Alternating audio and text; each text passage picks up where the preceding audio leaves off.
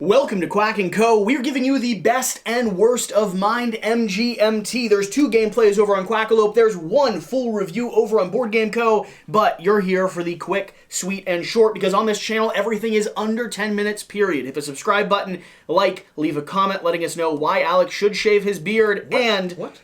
With that being said, $100,000. let's swing in. Alex, best and worst. Best and worst? What are you starting with? Either one. You toss it up, man. I'll start with best because I'm going to Do we want to talk about what this game is? Should we set that up? I've got mine. Sure. Do you want me to go? Yeah, do it first. So my best and I thought you were going to talk about what the game you want me to talk about the game? Yeah, I can do that too. The short version is Mind MGMT. Mind MGMT is a head-to-head game, 2 teams effectively, the recruiter and the agents. Agents can be handled by 1 player or multiple players. I've played this on multiple player accounts. I love all of it so far. From there, the general idea is the recruiter over here is trying to escape the chase from the other agents as they try to track them down across the board, notating all their movements on this board over here secretly behind a little screen so other people don't know what's going on, except they're going to figure out what's going on as they slowly move around the board with their agents taking actions. They're making investigations. Have you been to this spot? Have you been to where the books are, the parrots? What about this? What turn were you here? They're going to start taking their actions to narrow down and close down the trap around the recruiter. The recruiter has a few other tools at their disposal, from the various mind slip tokens to the various immortals that will all help them in their chase. Ultimately, they're trying to recruit as many agents as possible, or it's run out the clock before the agents track them down, and that's basically Mind MGMT.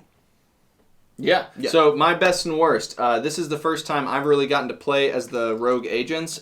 Previously at my house with the people I play with, I've only played the recruiter, which I really enjoy it, but that actually just leads into what I think is the worst part of this game, is who you play with.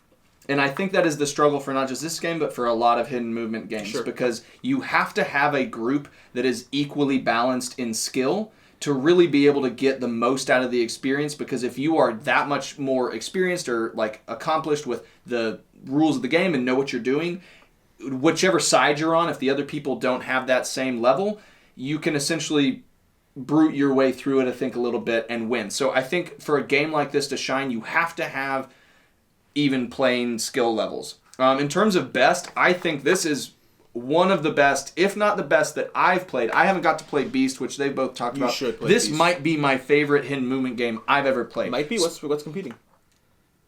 This is my favorite. This is my favorite hidden movement. Yeah, the stuff I haven't played could possibly tank it. Imagination. And I think the best part of this is something that we haven't actually shown on camera yet, is the shift system. The way that if whoever loses a game gets to unlock a power that can be used in the next game, and I think that iterative growth on all of the things that is going on, and just the base level of this makes it remarkable. Yeah. No, I actually haven't seen the shift system so far because I have a complete 100% win streak.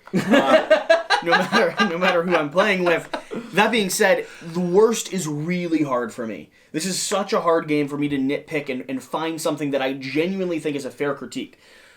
I do think there is one. Really? And it has to do with the wider genre of the game and less to do with Mind MGMT at its soul. The nature of hidden movement games or hidden role games or anything that has elements of a game where you can't really ask questions without giving up too much information makes this a harder game to teach and have people not make mistakes during the flow of gameplay. It requires the most experienced player to be sitting behind the screen, which in this game, I actually like playing on both sides a lot. And it means that the barrier to entry, it always tells the most experienced player to be here. And that makes it hard for other players to get a chance to play that role without having some mistakes for their first 1 or 2 experiences. So I'll give you that as a good critique because I was struggling. I don't have anything. It's so hard. I'm not going to. It's so hard. Meaning I have nitpicks, but I don't put nitpicks in best and worst. No. That's not the point. No.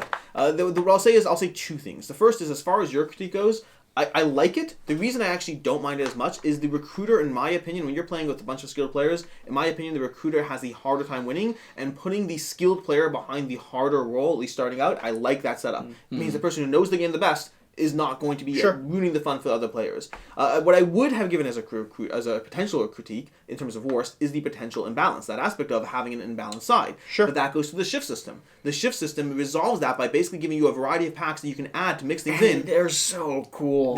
I've only opened a few of them. The deluxe, they are so ridiculous. No, the basic version has them too. Yeah, I know, but I was just saying the the package. But just the nature of it. The idea that I don't want to spoil things, so I'm not going to, but the shift system basically says, oh, you're having a hard time winning as that side? Here you go. Yeah. Enjoy this. And then you're like, whoa, and it changes everything. And I love that. And I think I'll give that I'm going to give two bests. The first is the shift system. The shift system, which resolves what would otherwise be a potential worst, but isn't because of the fact that the game essentially allows you to balance itself. The second best I'll give is the fact that this game is so ridiculously good for the playtime you invest in it. This is generally, in my experience, my plays have been between 25 to 45 minutes for a play, and it feels like one of the most tense, strategic, punchy 25 to 45 minutes per game. The playtime to enjoyment ratio is off the charts, and I did think of an actual critique. Okay, ready? Here's my real critique, genuine. The shift system exists in order to self-balance the game, which means inherently, at some way or point, you are not going to be able to experience all the content of the shift system without messing up the balance of the game. Oh, no. You see? Oh, you're a scoundrel. Now I feel like I'm missing You're a out. scoundrel, yeah. I love this game. It's really funny. good. That's funny. It swings it towards whatever your game group can exist at. Yes. My best for this, and this is one of, if not the best, social or like hidden movement game I've played. It's not the best? Here's the thing. I think, and it's going to go to my best. My best on Mind MGMT is how amazing it is at 2 players. This is one of, if not, again, this is the best 2-player hidden movement game I've played. The only reason I say it's one of is because I think with the refined rule set, Beast might take the cake for the higher player counts. A little bit longer, a little bit more crunchy, a little bit more advanced in terms of the actions you're taking, and because there's hidden roles and asymmetric player powers, those actions matter more. This operates so well at 2 players because at the core, you have your 4 abilities, and then you have basic kind of intro movement, and you're just solving you're solving a iteration on that same puzzle. I got there sooner or later. You got there. I can't waste time here, though. Yeah, I was like, Quack&Co. You can't waste time.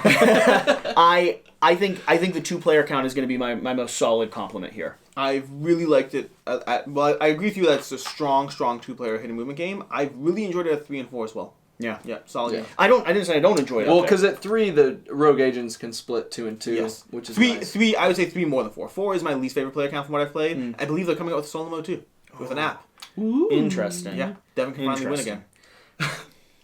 So That that's was really been Quack good. & Co. That's our best and worst. Let us know brutal. what yours are down below. And like I said, under 10 minutes or less, so we don't have any time to waste. We'll see you next time. I'm Quack. I'm Co. And I'm nothing. No, you're the and. Oh, I'm and? No, not really. It's like mom and dad. Yeah. Again. The moment when you land over here and you say capture, it's so satisfying, right? I know. Oh, that was The same great. way we did over here. That was we're like, great. When you went, capture. no, I was like, was is that great. a fake no or a real no? And I was Oh, like, because he'd do that too. Yeah, because he would go, too. no. So good. It's so good. That was satisfying. When that was 6, that was huge. It was over. It was huge. It wasn't over. It wasn't over. But it was- I thought I had it. And then I was like, I was clever. I was too clever for my own good. You Too were. clever. You were, because if you'd not been so clever, I we mean, wouldn't the have same got thing you. for me. I was too clever. I was like, I'm just going to play it soft and not use... I had 2 at that point. I could have used both of them and skedaddle. I went to a useless spot. The only possible point of going into is to self-entrap myself because you're like, you won't look in the cupboard behind you. You looked in the cupboard behind you. I don't like horror movies. This is so fun. Yeah. We should just go back to your house and play another game of it. I'm fine with that. I have to go home, but I'm fine with Yeah, all right. Oh, and for those of you still watching, yes, this game's so good. We're still talking about the gameplay we finished at the end of the video where we just reviewed it. that. You did that again? We'll see you next time.